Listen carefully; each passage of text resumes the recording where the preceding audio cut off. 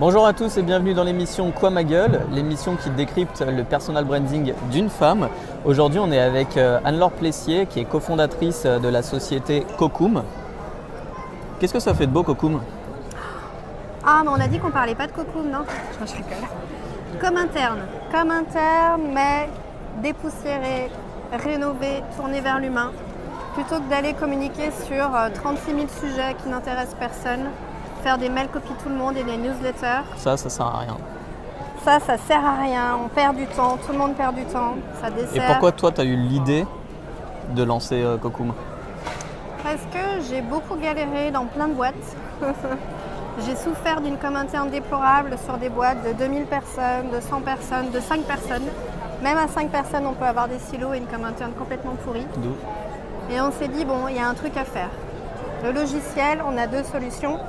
Soit ça va nous aider à être plus productifs, à faire du chiffre, à être informés, mais dans le mauvais sens du terme. Yes. Soit ça va nous aider à créer des meilleures relations et à essayer de repartir de l'humain. C'est quoi mes besoins ? C'est quoi le projet de l'entreprise ? Comment je peux y contribuer ? Et Cocoum, ça sert vraiment à ça. D'accord. C'est quoi ton kiff ultime quand tu accompagnes tes clients ? C'est quand ils s'amusent. Parce qu'en fait, on fait des ateliers de créativité avec les collaborateurs. Ok. Et alors moi, ce que j'adore, c'est quand on démarre, on leur fait pratiquer la pensée inversée. Donc on leur dit, ok les gars, aujourd'hui, on va détruire votre boîte et on va détruire la com interne. Okay. Et là, je vois des lumières dans leurs yeux, j'adore. D'accord. Et comment ils le vivent, ce côté on va détruire la boîte ? Ils le vivent super bien. C'est une espèce d'exutoire et puis après on leur fait reconstruire, mais à leur manière, avec leur regard, et donc ça change tout. Et les dirigeants, ils acceptent que tu viennes leur dire, viens, on va détruire ta boîte et après on va et reconstruire. Ils en font partie. Et ils en font partie. Obligatoirement. D'ailleurs, s'ils ne veulent pas participer, il n'y a pas de projet. Super. Comment est-ce que tu te vois dans les prochaines années ? Très occupée. Peu d'heures de sommeil. Non, mais c'est ce que j'aime. En fait, je m'épanouis complètement en fondatrice de boîte, en chef d'entreprise. C'est cette faculté à réussir à rencontrer énormément de monde. J'ai jamais eu autant de projets que depuis que j'ai monté ma boîte. Je pensais que j'allais être à 100%. Et en fait, j'ai énormément de projets à côté qui se cumulent parce que je me rends compte que je suis boulimique de ça et c'est ce qui me motive le plus. Et c'est en même temps ce qui me fait beaucoup avancer beaucoup plus rapidement sur mon projet. Yes. Il y a beaucoup de sujets depuis des mois, presque quelques années, sur la place de la femme finalement dans la société. Alors de façon assez large, on peut parler de finance, on peut parler du sexisme, etc. Est-ce que c'est un sujet toi qui te tient à cœur ou c'est quelque chose sur lequel tu dis non, ça va se régler petit à petit ? Non, ça me tient beaucoup à cœur parce que dans ma précédente boîte, ça a été assez difficile. Okay. Et c'est vraiment quelque chose qui existe et dont il faut pas se méfier, mais voilà, les femmes doivent à un moment donné s'affranchir de ça et se relever entre guillemets. Et le fait de monter sa boîte, c'est vrai que ça aide beaucoup. Après, on a d'autres contraintes, mais voilà, c'est plus lié à ça. Et c'est vrai qu'aujourd'hui, à poste égal, on n'a pas les mêmes responsabilités. On peut avoir des problèmes à rien qu'à faire passer des décisions ou à être légitime, même si tu as un gros poste et tu as un écart de salaire qui est aujourd'hui de 30% minimum, oui, c'est sûr, c'est une évidence. Enfin, en tout cas, moi, c'était mon cas. D'accord. Tu es associé avec un homme, avec une femme ? Avec 2 hommes. Avec 2 hommes ? Ouais. Et ça se passe comment ? Ça se passe très bien. Ça se passe très bien, mais c'est vrai que ça, c'est pas sur la table. C'était vraiment moi, la chef de projet, qui a amené ça. Du coup, j'ai pas la majorité des parts parce qu'on s'est répartis de façon équitable. J'aurais pu avoir une écrasante majorité, mais c'était pas mon choix. Okay. Je voulais vraiment qu'on soit à égalité. Du coup, les rôles se sont inversés. J'aurais pu les rendre... voilà. Ok. C'est quoi ta singularité, ta patte presque perso que tu mets dans la société ? Alors moi, ma patte, c'est que j'aime apprendre. En fait, je me suis vraiment découverte une passion pour l'apprentissage. Ouais. C'est un peu spécial, mais j'ai pas été très bonne à l'école. J'étais toujours plutôt au fond. J'ai jamais réussi à être passionnée par ce que je faisais. Et là, je me suis complètement découverte en chef d'entreprise. Je prends, c'est pour ça aussi que j'ai beaucoup de projets, je prends de tous les côtés.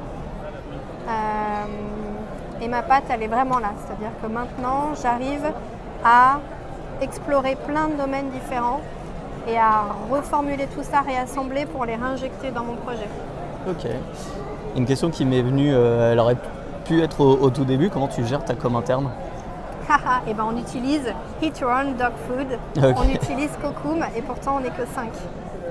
Ok. Donc en com interne concrètement, on travaille en collaboratif avec Slack pour échanger sur des problématiques, qu'est-ce que tu as fait, il est là le document, etc.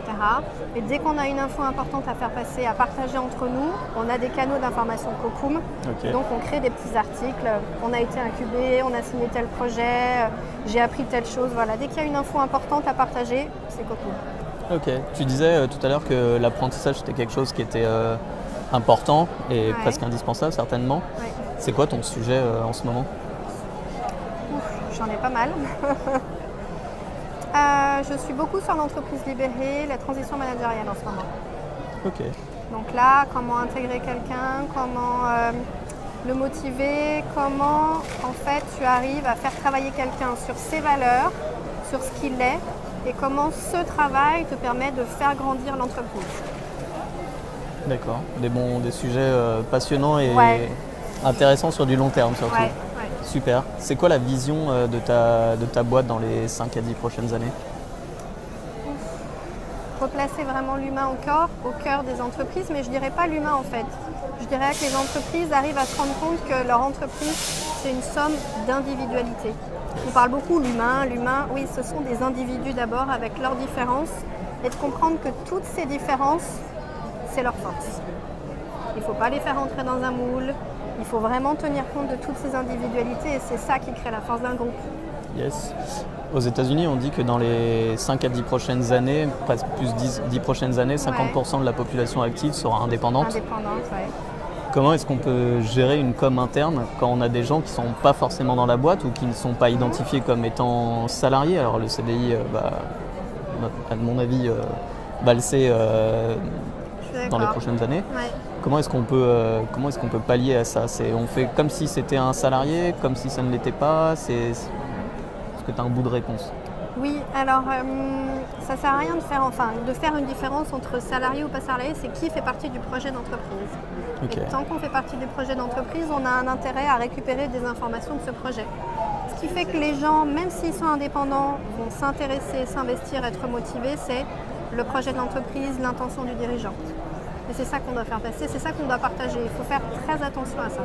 D'accord. Com interne, est-ce qu'il y a une volonté d'aller aussi faire de la com externe ou c'est vraiment la com interne exclusivement? Alors non, Cocoom, c'est une plateforme qui est en partie perméable et qui pourra l'être. Donc effectivement, il y a des informations qui pourront sortir vers des partenaires et des informations qui pourront montrer. D'accord. D'autres entreprises, d'institutions, d'écoles. Ok, merveilleux. Merci pour tout cet ensemble d'informations. Dernière question, l'émission c'est Quoi ma gueule? Ouais. À quoi ça te fait penser? Quoi ma gueule? Étant donné que tu es bien centré sur le côté humain, dirigeant comme interne, Quoi ma gueule dans ce cadre-là, ça te fait penser à quoi? C'est une très bonne question. Allez, prends quelques secondes et trouve-nous un truc. Ça me fait penser à quoi? C'est quoi ma gueule? En com interne, ça me fait vraiment penser à... Il faut vraiment tenir compte de nos différences, je partirais même de mes difficultés et de mes, pas de mes désavantages, mais de mes incompétences et de mes... du coup, j'ai perdu le mot parce que je suis complètement trop fatiguée. C'est pas grave, on va y arriver, t'inquiète pas. On va pas y arriver. L'opposé d'une qualité, c'est un défaut. Tout à fait. Voilà, je partirais de mes défauts pour essayer de comprendre quelles sont mes qualités et comment m'en servir. C'est vraiment quelque chose qui est très important pour moi, ça.